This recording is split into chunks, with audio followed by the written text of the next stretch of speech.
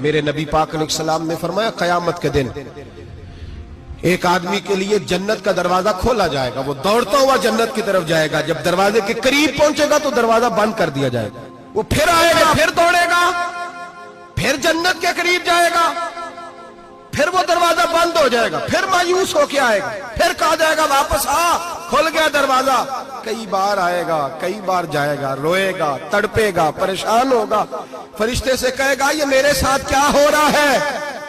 تو وہ فرشتہ کہے گا وہی ہو رہا ہے جو دنیا میں تو اللہ کے بندوں کے ساتھ کرتا تھا، تو لوگوں کے مذاق اڑاتا تھا، بوڑھوں کا مذاق اڑائے، بیماروں کا مذاق اڑائے، غریبوں کا مذاق اڑائے، وہ سمجھدار ہے؟ میرے نبی کریم علیہ السلام نے فرمایا رب کریم کے فرشتے کہیں گے تو بندوں کے ساتھ ایسا کرتا تھا، آج تیرے ساتھ ایسا ہوگا۔ اب میرے بھائیوں بہت زیادہ نہیں کرتے لوگ آج مذاق؟ بڑا ظلم نہیں کرتے؟ تکلیف نہیں دیتے؟